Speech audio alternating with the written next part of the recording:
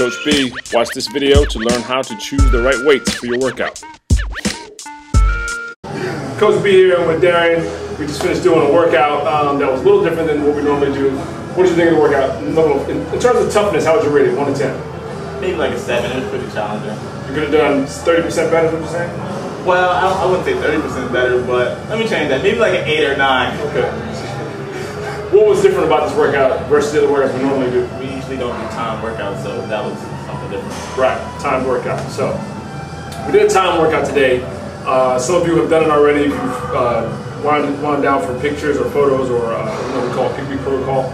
But we decided we had already done our 4 weight workouts of the week, right? Yeah. And instead of doing intervals today, we chose this, which was pretty challenging. I probably sweat more than I do during sprints, but I'm not replacing it permanently. But one thing I want to talk about today was how to choose your weight. That's a big deal. When we're prescribing workouts and we're performing our workouts, the #1 priority is effective, excellent form, and not compromising effective, excellent form for anything. So if you feel like you're getting to a point where you're starting to contort and twist, then what you need to do is come up off the weight a little bit. So #1 priority is effective form. #2 priority is obviously maybe tied for #1 is complete the workout, the number of sets and reps required, and the variable that allows you to do that is adjusting the weight to the proper weight. Now I think you noticed today during our workout I adjusted my weight several times, right? I did that because I didn't want to compromise my form at all. So I knew that if I started out, let's say one of the exercises was a tall kneeling overhead press, I had 40-pound dumbbells in each hand. By the time I got to my 3rd round, there was no way I was going to get it done with excellent form. And that's a big deal in terms of being conscious of what your goals are and what you're trying to do. So it's something that you really have to listen to yourself and kind of stay in the moment and say, well, I'm about to do some herky-jerky movement to get it done. And rather than doing that, what I want you to do is go down in the weight, go down 5 pounds, go down 10 pounds, to make sure that you're still challenged, but performing excellent form. Now, to the main question, how do you choose your weights?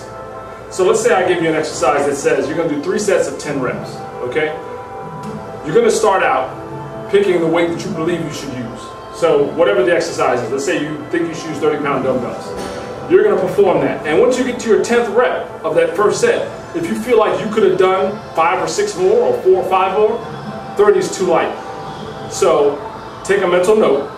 The next set, you should go up in weight. And next week, when you come back to the same exercise, you should start higher. So instead of starting at the 30s, maybe start at the 40s or 35 or whatever. And that's a big deal. We always talk about staying in the moment, and that's how you choose your weights. It's trial and error, just like everything else. You try it out. If you feel like you still had some more to give at the end of that exercise, you move up. You should keep a pad and paper to write this stuff down, because you need to be able to look at last week's workout and see where you started and where you finished in terms of weights that you use. And that way it makes it a lot easier for next week to make sure that you're progressing up. Do you have any other questions? Any questions about weights?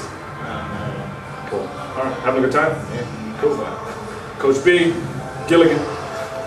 Cut the Gilligan. Cut the Gilligan out. See you at the gym.